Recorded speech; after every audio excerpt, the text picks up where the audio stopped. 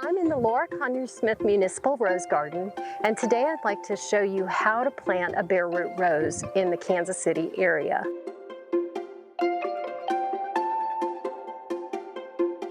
One of the things that is very important when you get a bare root rose is to make sure that you soak it in water for at least 24 hours. I also put a splash of bleach in there because that helps with any kind of fungal root problems that you might have with your roses. And you can see here that I have a very nice rose. The canes look a little black, but they are not dead. They just are a little stressed. I've got really excellent roots here, and I've got the shank of the rose, which is this thick piece right here that has a kind of a knuckle looking area that's the bud union of the rose. And up here I've got the actual rose that you're going to see bloom. So this lower part here, these roots, they are an understock rose. They're a rose that is very vigorous, usually a Dr. Huey, that they graft the upper rose onto. And this particular rose is Memorial Day, and it's a beautiful pink rose with great fragrance. So the first thing I do is I give the roots a little haircut. So I just kind of clip as I go along and make a nice clean cut. You can see the white in there, and just clean it up. I then look to see if I have any broken roots, and I don't have any broken roots. And look at all those nice little fibrous roots too. One thing I like to do is take off the tag, because the tag is not necessary.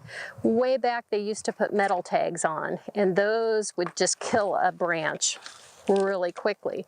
Now they use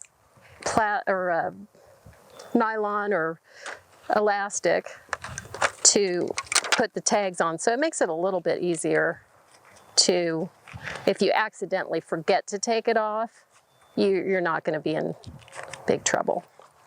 Okay, so you still have quite a bit of plant here, but I also go in and I look at the canes to see if I have any damaged canes. And if you look closely here, you can see there's a split right there, and then there is a split right here. So what I'm going to do is just go in, and I like to put the thicker side of the blade on top and make a cut like that so that I can clean that up.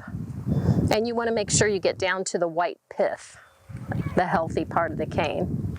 Then I look at anything that looks smaller than a number 2 pencil. This one is a little small, but I'm not going to take that off. I'm going to keep that, so I'll make a cut there. I just kind of cut at the top a little bit of each cane, on each cane, to clean it up and to also just make it so that the root and the top of the plant is a little more equal in size. And that's important because you've got a root. Okay, do you notice how thick this is? And I'm trying to use this. That's not what I need to use. I need a loppers. So let me grab that real quick. Okay, so I'm going to grab a loppers and make my cut. The important point of this is that use the right tool for the right job. So there you've got your cut, and you've got your rose ready to go into the ground. What I've done is I've dug a hole, and it's a 16 by 16 inch hole. And I know that because I have my yardstick here, and I have measured 16 by 16. You don't have to be that precise, but it does help. The other thing is you want your rose to be 2 inches below. You want this graft to be 2 inches below the ground. So I'm putting this in. I'm going to cut a little bit more on the roots, which isn't going to hurt anything,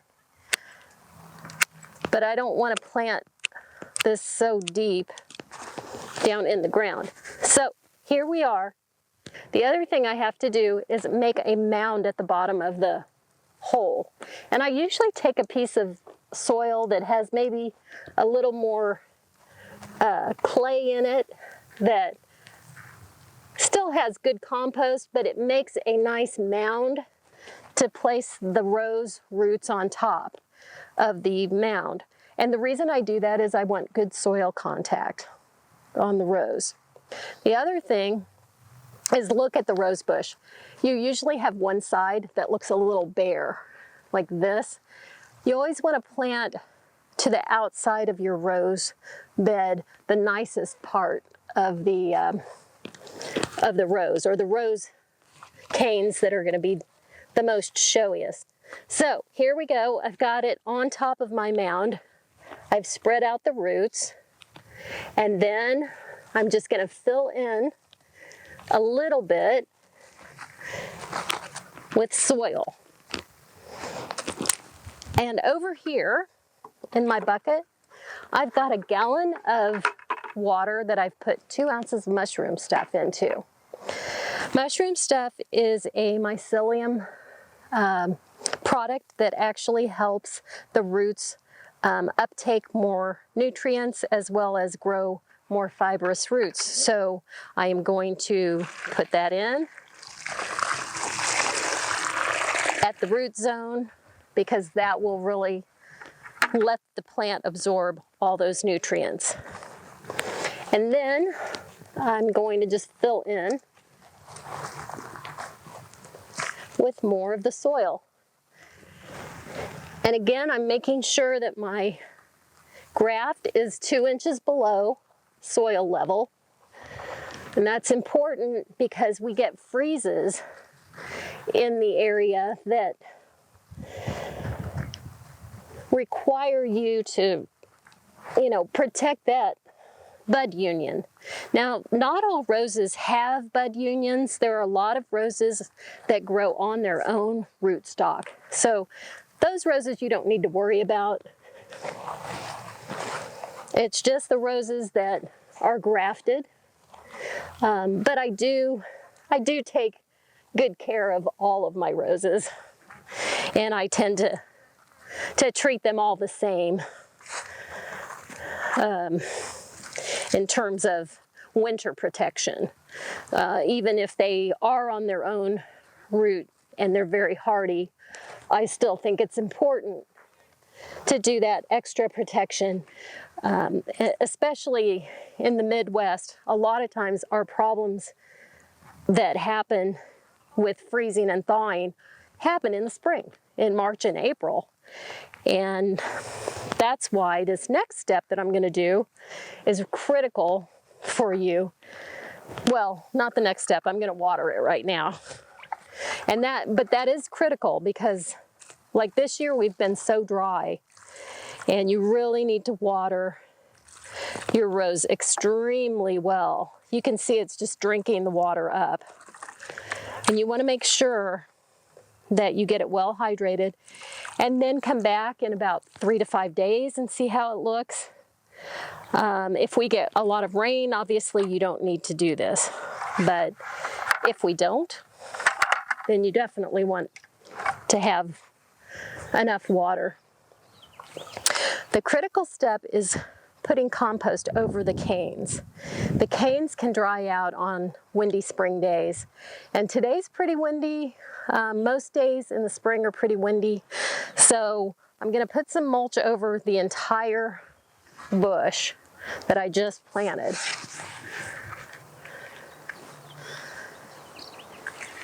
And this will just keep all that moisture that you just put on the roses intact. And when those serious winds come, you're not going to have to worry that your canes will dry out. People don't realize that the reason a lot of bare root roses don't make it really isn't necessarily how you planted it. It's that you didn't do this step where you put the compost over it and you kept it from drying out going into the spring. So this is basically what you need to do to plant a bare root rose.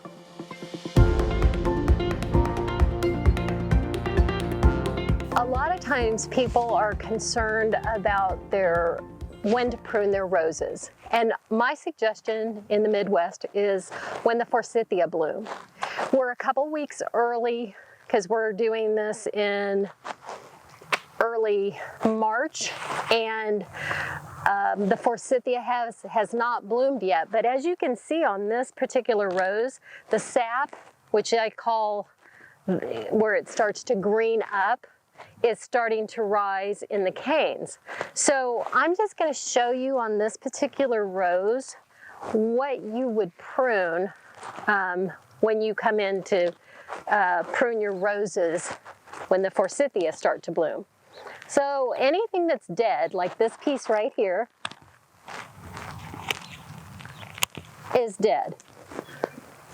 I'm taking that out. And here you can see this is brown. This was hit by our winter kill, plus it's very small, so I'm going to take that down to the mulch pile because it's just a small, thin cane that probably won't do very well. And then here you have another brown cane. I go about 1 inch below the brown and make my cut. And if you can find an outward facing bud, that's ideal, but if not, don't worry about that because you're just really getting the dead wood off of the cane. I would take all that, and everybody, usually when I do this with an audience, everybody says, oh my God, you're taking so much off, but you have to do that, and it's not going to hurt a thing because you've got all that green growth down below and all those healthy roots, and those roots are going to just push all their nutrients up into the plant. And once we really start to warm up, you'll find that your rose is going to look beautiful and start growing really well. So here you are with this little tiny bit of green left, but this is going to do really well. I don't pull my mulch back until usually when the forsythia blooms, I'll pull it back if the weather looks like it's going to be good. But when I do pull this back, I leave it in the bed close by just in case we get a freeze. That way you can mound it back up and protect those green stems and not lose any to a late freeze, because we have been known to have freezes in April.